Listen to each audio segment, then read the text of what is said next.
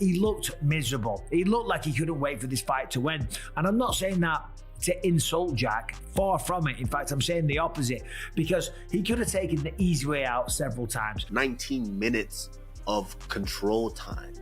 I mean, the only other really right now in the top in that welterweight. How long it was? Was it 19 minutes? Yes. Jesus. Yeah. Christ. Islam Makhachev broke him mentally. And that's not to knock JDM, that is to give Islam all his flowers, all the credit in the world.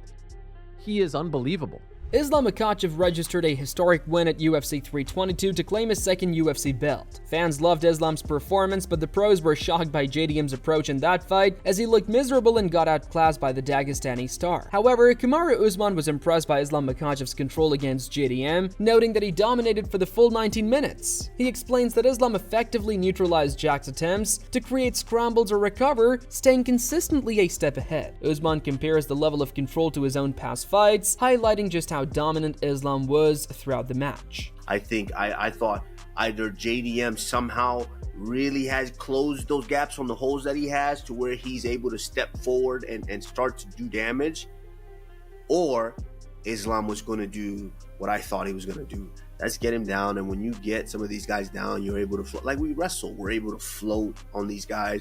We're able to just kind of be a step ahead of them in them trying to maneuver and create a scramble to get back to their feet. And that's what Islam did. I mean, come on, 19 minutes of control time. I mean, the only other really right now in the top in that welterweight. How long it was? Was it 19 minutes? Yes. Jesus. Yeah. Christ. The only other time I've seen that long right now in that welterweight division with these top guys is I would say my fight versus Buckley. Henry Cejudo also praised Islam Makhachev for his performance, emphasizing that casual fans might not fully grasp what he accomplished. He highlights Islam becoming the 11th double champion in UFC history and explains how Islam consistently combined leg kicks with takedowns in every round, gradually wearing down JDM. Cejudo also notes that JDM made a mistake by getting up at the end of the rounds, leaving himself less time to recover. I love what dude, because we're not casuals, Kamaru. Like, we understand what he did. You know what I mean? And particularly to solidify, to become a double champ, to become the 11th double champ in UFC history. What did he do? He started with the striking. He would kick the leg. And then right around that 3-minute mark, boom, he was getting takedowns. If you notice, every single round he did that. He hurt JDM with that leg kick. I mean, JDM was pretty much broken. And I will say something that JDM was doing something wrong. He was getting up at the very end, so he didn't really have a chance to really recover going into that round. If you're on your back, dude, like the whole damn time, just stay there, give yourself that opportunity to maybe start that next round on your feet. George Masvidal is also impressed by such a dominant performance from Islam and praises him as the pound-for-pound #1 fighter. He notes Islam looked unstoppable, never showing signs of fatigue, and highlights his strength, endurance, experience, and technical skill. Masvidal calls him a scary force at 170 pounds. I just was very, very astonished. Islam, I think, looked better than ever. I never saw him breathing hard. At 155, I'll see after he gets in good wrestling scrambles or a guy might get away or something, he'll maybe take a little breath, catch his breath, and go right back into it. This was scary, man. This guy never got tired. I'd look at him after every round, wasn't even breathing, was a joke. He's gonna be a scary guy at 170. The amount of strength, gas, and experience, technique he has. To me, he's #1 pound-for-pound guy right now. George Masvidal declares Islam Makhachev is extremely difficult to beat. Masvidal feels only his friend Ilia Topuria might have a chance against the Dagestani fighter. He highlights Islam's striking and leg kicks against Jack Della Maddalena, adding that it's not Islam's fault, he's so talented. It's gonna be really, really hard to beat this guy. I don't think I could ever bet against him now, you know, unless it's my little brother Ilia, but other than that, I mean, this guy's just a problem, man. He is so fucking good.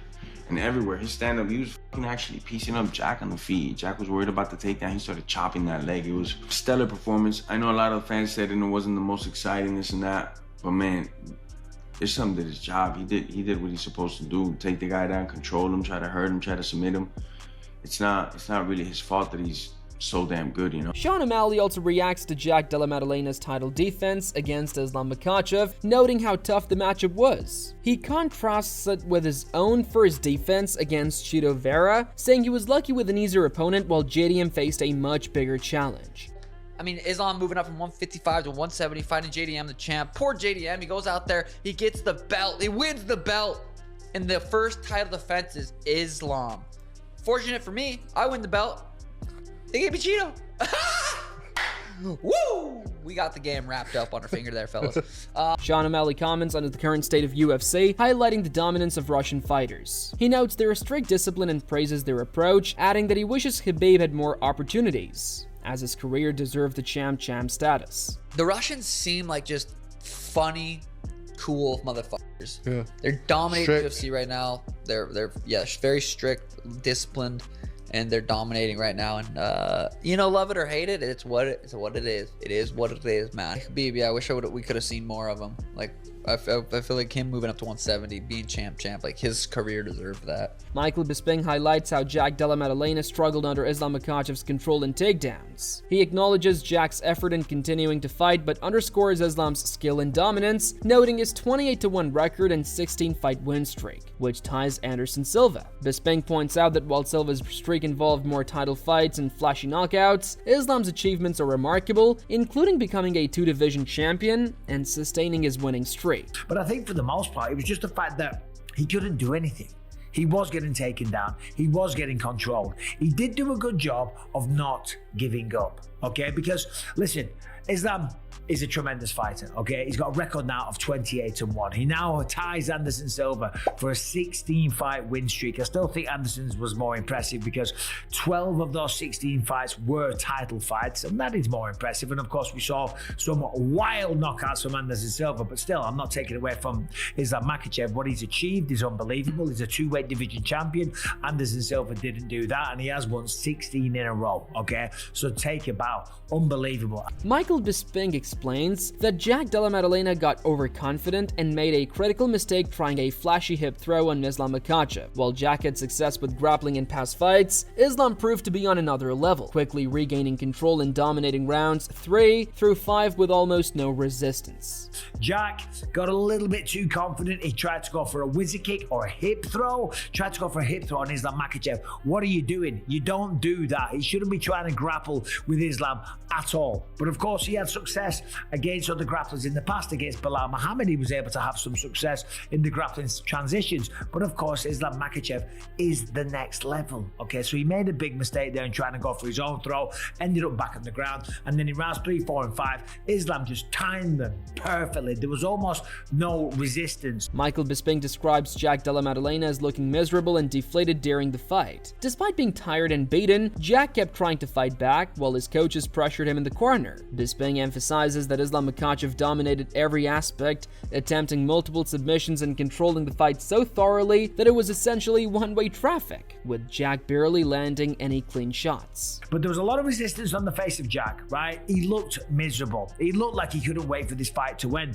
And I'm not saying that to insult Jack, far from it. In fact, I'm saying the opposite, because he could have taken the easy way out several times. Islam was trying to finish him. He was trying to get Kimuras. He was trying to get straight arm locks. He was trying to get the doors multiple times that he's got many other great fighters with, and he was trying to get rear naked chokes, okay? And Jack was tired. Jack was deflated. He was dejected. He was beaten, and he knew it was.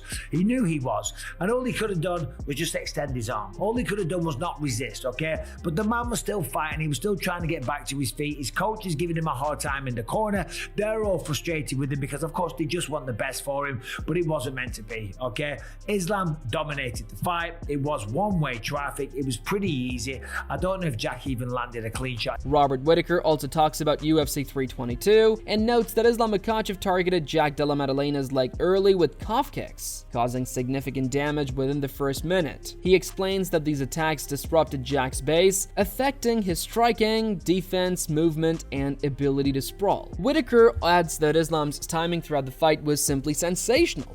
Islam went straight for the calf kick within the first minute, straight for the calf kick, started doing some real damage to that leg early on. Obviously, and obviously the wrestling was always going to be a big factor in this fight. Yeah. Islam does what Islam does.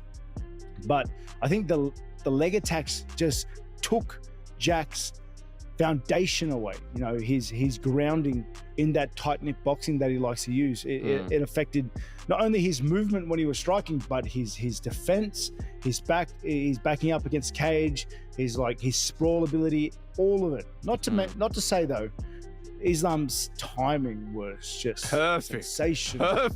Sensational. Robert Whittaker highlights how Islam Makhachev's pressure and takedowns drained Jack Della Maddalena's power. He explains that every time Islam brought Jack to the ground, defending submissions and trying to escape tired him out. When they returned to standing or began a new round, Jack's strikes had lost their sharpness, while Islam remained steady and effective. Do you think Islam pressure's crazy? Yeah. I think it is all the hype. Like it's built up to be. It is just next level. Much like Chimaev, they're just sticky fellas. Yeah, man. And like you just mentioned it, like how much slower he looked in that third round. Every time Islam would take Jack down, Jack was just getting gassed defending the submission attempts, trying to move him off him. And then when they got back to their feet or started the round again, his jabs just didn't have the pop and crispness that they needed to have, whereas Islam looked much the same. Robert Whittaker also thinks Islam Makhachev could compete at middleweight after his dominant performance against JDM. He highlights Islam's size as an advantage and notes that fighters at that level are a different breed. Whittaker adds that a fight between Islam and Khamzat would be huge, particularly if held in Abu Dhabi, benefiting everyone involved. Is there any chance that Ilia Topuria goes up to welterweight and fights Islam Makhachev for the third belt? Goes up 2 weight divisions. He's talked about it. So and I thought like Islam might do that. I feel like he might have the size to do that. But wait, to go to middleweight? Maybe. He could. No, wrestlers, they're a different breed, those guys. Can you imagine Islam Makhachev versus Khamzat Chimaev? That would feed generations. That's crazy. That would be huge. And then you put it in like Abu Dhabi. Like it'd be wild. Everyone's winning that from that card. Sean O'Malley also believes Islam Makhachev has the skills to compete successfully at 185 pounds. He notes that Islam is smart and capable of beating most fighters at that weight, and adds that a matchup with Khamzat would be an interesting grappling clash, as Khamzat is essentially a bigger version of Islam. Islam's smart enough to know that's probably the only, I mean, at 185, he could probably beat most guys. Probably could do that to most guys. Khamzat is just a bigger version of Islam. Like there's just, that would be sick to watch. That'd actually be a fucking fun grappling fight. I'd love to see that. On the other hand, Henry Cejudo feels Islam Makhachev has surpassed Khabib Nurmagomedov in terms of accomplishments, citing more title defenses and his status as a 2-division champion. He also finds it ironic, noting that if they ever fought, Khabib would likely win, a point himself Islam has acknowledged. Is Islam's legacy greater than Khabib's legacy? Yes. Just out of pure merit, 100%. Title defense is a two weight division thing. But it's ironic, bro. If they were to fight, Khabib would beat him. and the crazy. And he said it himself. Like, dude, if I was to fight this dude, he'd beat me. You know what I'm saying? Yeah. But it's all hypothetical, right? Ariel Helwani declares Islam Makhachev the undisputed pound-for-pound best in the world, and he highlights that the win elevates Islam beyond his mentor, Khabib Nurmagomedov, showing his exceptional skill, dominance, and talent. Helwani adds that Islam is now forging his own legendary path in UFC history, stepping fully out of Khabib's shadow. He is just so strong, he is so good, he is so dominant, he is so talented, and now he becomes just the 11th fighter in UFC history to win a belt in 2 different weight classes. He is also the man who has just won his 16th fight in a row, and in doing so ties the great Anderson Silva for the longest winning streak in UFC history. So all kinds of history made tonight at Madison Square Garden. He is the pound for pound best in the world. There is no denying that, and is slowly but surely going down as one of the greatest ever, and in my opinion has put his mentor Khabib Nurmagomedov with this victory very much in the rearview mirror. He has surpassed him. If he had not done so already, Islam Makhachev is that guy, and now the welterweights. However, Kamaru Usman believes Khabib Nurmagomedov's influence in MMA is still unmatched, praising how he represented his community and dominated opponents. While noting it's hard to compare different eras, Usman says Islam Makhachev is currently at the top of the sport. Yeah, all hypothetical. But for me, I don't know if I could answer that because what Khabib was able to do for the sport and for for the Muslim. I mean, obviously there were Muslims in the sport before Khabib, but what he was able to do as far as putting that on his back, I think was remarkable. So, and then the way Khabib was disposing of his guys. So it was, man, it's tough to say, but I do think Islam Makhachev is right now is up there. Kamaru Usman views Islam Makhachev as one of the toughest matchups in the sport because he can't find a single weakness in his skill set. Watching Islam reminds him of the pressure he felt before fighting Colby Covington. He explains that this kind of opponent forces a fighter into their deepest competitive zone. After Islam's latest performance, Usman considers him one of the most competitive and complete fighters right now. I'm not here to glaze in any way, shape, form, or fashion, but I say it's the most competitive because when I look at a guy like Islam, I don't really see holes like that. And that's something that scares me, that causes that heartbeat to go up. And that's where you see some of the most spectacular performance. Because the last time I felt that like that was Colby Covington won. And that's when I was like, yo, you got a guy that can wrestle just as good as you, a guy that can grapple just as good, a guy that can maybe not strike it, but a guy that can strike just as well. You have a guy that's good at all these things. How do you get that victory? And that's where you live. That's where you get that your spirit just is in there to just fight it out. And so I would say yes, if you're talking about which fight right now is probably the most competitive. And listen, Islam is great. It's great. Especially what he did last night. Islam is great. You can't take anything away from him. Luke Thomas praises Islam Makhachev's preparation for the fight, calling it excellent. He notes that while outside coaches like Craig Jones can help, they can't replace a lifetime of wrestling and grappling experience. Thomas adds that Islam's depth of knowledge and mastery in grappling made a decisive difference in the fight, proving the value of long-term development over short-term coaching. So the first thing I want to say was Islam came super well prepared. Super well prepared. But the more important part was that, dude, Islam made a point during fight week when they asked him about, like, hey, what about the Craig Jones influence? And again, I love Craig and I think his influence is real. And to the extent that JDM was in this at all, I think is in large part a credit to Craig. But one thing he did say that I also think in Islam's defense, he obviously proved to be quite right, which was, yeah, listen, you can bring a guy like that in and they can help you, but that's not the same as a lifetime of wrestling. It's not the same as a lifetime of grappling. It's just not the same. Like, the amount of things you're going to know and the amount of ways you're going to be able to make that work is just so significantly different. And that was that's true more broadly, and that was absolutely true. Luke Thomas highlights Islam Makhachev's exceptional instinct and understanding of positions. He explains that Islam's ability to counter attacks isn't just from preparation, but from his natural feel for grappling. Thomas notes that Islam combines specific fight prep with this instinct, allowing him to quickly react, maintain control, and neutralize opponents' techniques, making it extremely difficult to score against him. This insane depth of feel, not just knowledge, but a feel of positions, such that, yes, was he prepared for some of these particular attacks? Yes. But the reason why he was so able to nimbly defeat them is also because they took specific preparation for what they were going to face and married that with his natural understanding of the feel for these positions, what makes them work, what makes them not work, and how to react very quickly to reconstitute it or reconsolidate top position.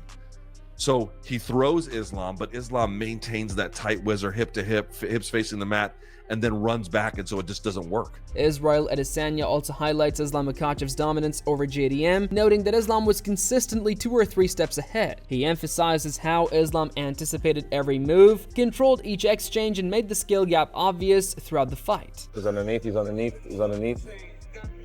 Gotta go now. Even the squeeze from there. He's just there, like, flexes his back muscles. And he can't make a mistake at all, because then homeboy will jump on it.